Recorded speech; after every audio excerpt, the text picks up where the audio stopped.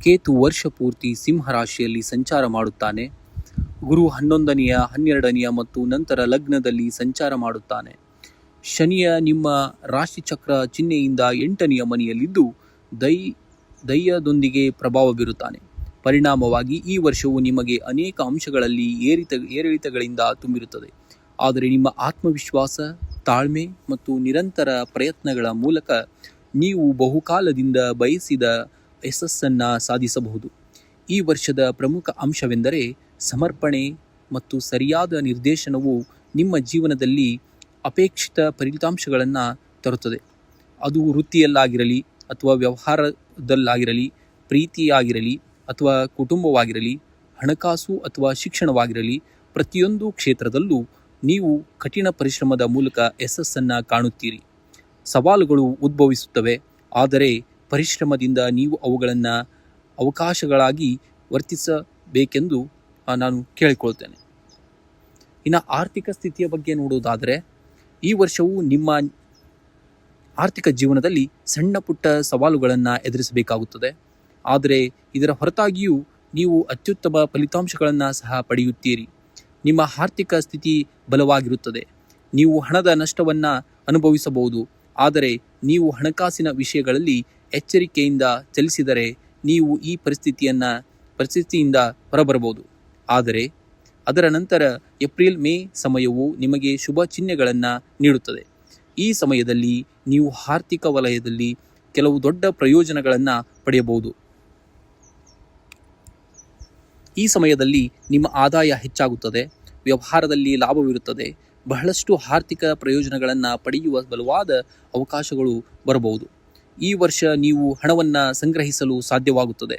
ಮತ್ತೊಂದೆಡೆ ನಿಮ್ಮ ಖರ್ಚುಗಳನ್ನು ನೋಡಿದರೆ ಫೆಬ್ರವರಿ ಮತ್ತು ಮಾರ್ಚ್ನಲ್ಲಿ ನಿಮ್ಮ ಖರ್ಚುಗಳು ಹೆಚ್ಚಾಗಬಹುದು.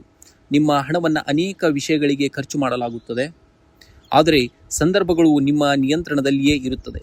ಆಸ್ತಿಗೆ ಸಂಬಂಧಿಸಿದಂತೆ ನ್ಯಾಯಾಲಯದಲ್ಲಿ ಪ್ರಕರಣ ನಡೆಯುತ್ತಿದ್ದರೆ ಅದರ ತೀರ್ಪು ನಿಮ್ಮ ಪರವಾಗಿ ಬರಬಹುದು. ವಿದೇಶಿ ಸಂಬಂಧಗಳಿಂದ ನೀವು ಹಣಕಾಸಿನ ಪ್ರಯೋಜನಗಳನ್ನು ಪಡೆಯುವ ಸಾಧ್ಯತೆ ಇದೆ.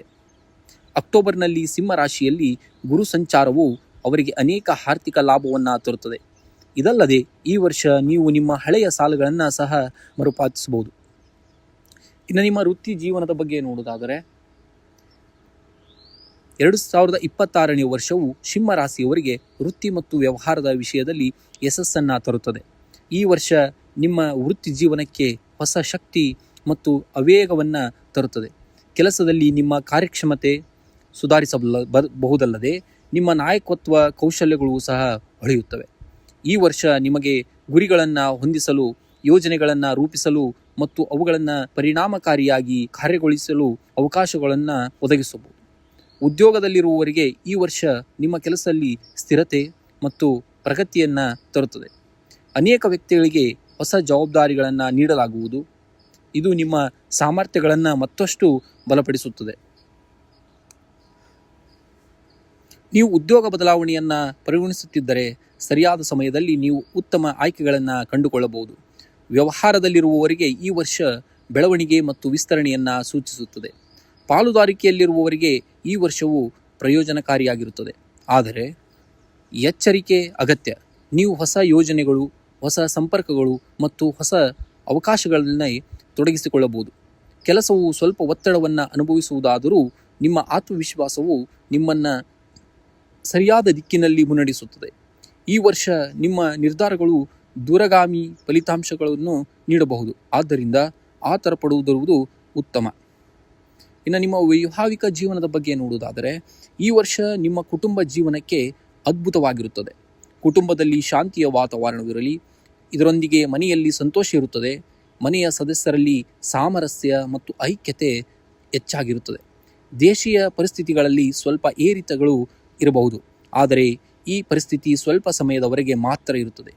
ತಾಯಿಯ ಆರೋಗ್ಯವು ಚೆನ್ನಾಗಿರುತ್ತದೆ. ಈ ವರ್ಷ ಸಹೋದರ ಸಹೋದರಿಯರಿಗೆ ಸಹ ತುಂಬ ಅನುಕೂಲಕರವಾಗಿ ಕಾಣುತ್ತದೆ. ವಿದೇಶಕ್ಕೆ ಹೋಗುವ ಬಲವಾದ ಸಾಧ್ಯತೆಗಳು ಸಹ ಗೋಚರಿಸುತ್ತವೆ. ನಿಮ್ಮ ತಂದೆಯ ಆರೋಗ್ಯವನ್ನು ನೋಡಿಕೊಳ್ಳಿ. ಈ ವರ್ಷ ತಂದೆಯ ವೃತ್ತಿ ಜೀವನದಲ್ಲಿ ದೊಡ್ಡ ಜಿಗಿತವಾಗಬಹುದು. ಈ ವರ್ಷ ನೀವು ನಿಮ್ಮ ಕುಟುಂಬದೊಂದಿಗೆ ತೀರ್ಥಯಾತ್ರೆಗೆ ಹೋಗಬಹುದು ಅಥವಾ ಬೇರೆ ಯಾವುದಾದರೂ ಸ್ಥಳಕ್ಕೆ ಭೇಟಿ ನೀಡಬಹುದು. ಮೇ ಜೂನ್ನಲ್ಲಿ ಕುಟುಂಬದ ಸದಸ್ಯರ ವಿವಾಹ ಸಾಧ್ಯತೆ ಇದೆ. ಇದರ ಹೊರತಾಗಿಯೂ ನಿಮ್ಮೆಲ್ಲರ ನಡುವಿನ ಪ್ರೀತಿಯ ಸಂಬಂಧವು ಒಂದೇ ಆಗಿರುತ್ತದೆ. ನಿಮ್ಮ ತಾಯಿಯೊಂದಿಗಿನ ನಿಮ್ಮ ಸಂಬಂಧವು ನಿಕಟವಾಗಿರುತ್ತದೆ. ಇನ್ನು ನಿಮ್ಮ ಪ್ರೇಮ ಜೀವನದ ಬಗ್ಗೆ ನೋಡುವುದಾದರೆ, ಈ ವರ್ಷ ಸಿಂಹರಾಶಿಯವರ ಪ್ರೇಮ ಜೀವನವು ಸವಾಲಿನಿಂದ ಕೂಡಿರುತ್ತದೆ. ಆದ್ದರಿಂದ ನೀವು ಈ ವರ್ಷ ಹೆಚ್ಚು ಜಾಗರೂಕವಾಗಿರಬೇಕು. ನಿಮ್ಮ ಪ್ರೇಮ ಸಂಗಾತಿಯೊಂದಿಗೆ ಏನಾದರೂ ವಿಷಯಕ್ಕೆ ಸಂಬಂಧಿಸಿದಂತೆ ಬಿರುಕು ಉಂಟಾಗಬಹುದು ಅಥವಾ ಕೆಲವು ತಪ್ಪು ತಿಳುವಳಿಕೆಗಳಿಂದಾಗಿ ಸಂಬಂಧದಲ್ಲಿ ಅಸಮಾಧಾನ ಉಂಟಾಗುವ ಸಾಧ್ಯತೆ ಇದೆ. ಕೆಲವೊಮ್ಮೆ ನೀವು ನಿಮ್ಮ ಸಂಬಂಧದ ಬಗ್ಗೆ ಅತೃಪ್ತರಾಗಿ ಕಾಣುತ್ತೀರಿ. ಈ ಸಮಯದಲ್ಲಿ ನಿಮ್ಮ ಹೃದಯದಲ್ಲಿ ಏನನ್ನೂ ಇಟ್ಟುಕೊಳ್ಳಬೇಡಿ. ಸಂಗಾತಿಯೊಂದಿಗೆ ಯಾವುದೇ ರೀತಿಯ ವಾದವಿದ್ದರೆ ಅದನ್ನು ಒಟ್ಟಿಗೆ ಪರಿಹರಿಸಲು ಪ್ರಯತ್ನಿಸಿ. ಕೋಪಗೊಳ್ಳುವ ಬದಲು ಶಾಂತ ಮನಸ್ಸಿನಿಂದ ವಿಷಯಗಳನ್ನು ಪರಿಹರಿಸಲು ಯತ್ನಿಸಿ. ಈ ಸಮಯದಲ್ಲಿ ನಿಮ್ಮ ಸಂಗಾತಿಯ ಮೇಲೆ ಯಾವುದೇ ರೀತಿಯ ಒತ್ತಡ ಹೇರಬೇಡಿ ಅಥವಾ ನಿಮ್ಮ ಅಭಿಪ್ರಾಯಗಳನ್ನು ಅವರ ಮೇಲೆ ಹೇರಲು ಪ್ರಯತ್ನಿಸಬೇಡಿ. ಪ್ರೀತಿ ಪಾತ್ರರ ಸಂಗಾತಿಯ ಭಾವನೆಗಳನ್ನು ಅರ್ಥ ಮಾಡಿಕೊಳ್ಳಿ. ಇನ್ನು ನಿಮ್ಮ ಆರೋಗ್ಯವೇ ಭಾಗ್ಯ. ಈ ವರ್ಷ ನಿಮ್ಮ ಆರೋಗ್ಯವು ಉತ್ತಮವಾಗಿರುತ್ತದೆ. ವರ್ಷದ ಆರಂಭಿಕ ತಿಂಗಳುಗಳಲ್ಲಿ ನಿಮಗೆ ಶೀತ ಮತ್ತು ಜ್ವರದ ದೂರುಗಳು ಇರಬಹುದು. ನೀವು ದೈಹಿಕ ಆಯಾಸ ಮತ್ತು ಶಕ್ತಿಯ ಕೊರತೆಯನ್ನು ಅನುಭವಿಸುವಿರಿ. ಆದರೆ ಫೆಬ್ರವರಿ ಮಧ್ಯಭಾಗದಿಂದ ನೀವು ಆರೋಗ್ಯ ಪ್ರಯೋಜನಗಳನ್ನು ಪಡೆಯಲು ಸಾಧ್ಯವಾಗುತ್ತದೆ. ನಿಮ್ಮ ಆರೋಗ್ಯವು ಜೀವನಕ್ಕೆ ತುಂಬ ಉತ್ತಮವಾಗಿರುತ್ತದೆ. ಆರೋಗ್ಯಕರ ದಿನಚರಿ ನಿಮ್ಮನ್ನು ಆರೋಗ್ಯವಾಗಿಡುತ್ತದೆ.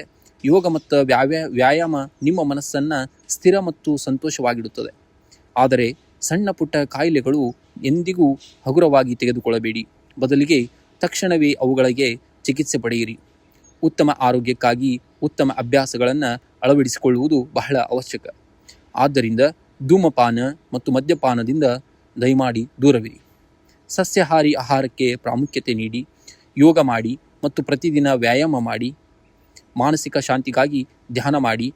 ಈ ವರ್ಷ ಕೆಲಸದ ಒತ್ತಡ ನಿಮ್ಮ ಮೇಲೆ ಇರಬಹುದು. ಆದ್ದರಿಂದ ನಿಮ್ಮ ವಿಶ್ರಾಂತಿಗಾಗಿ ಸಾಕಷ್ಟು ಸಮಯವನ್ನು ತೆಗೆದುಕೊಳ್ಳಿ.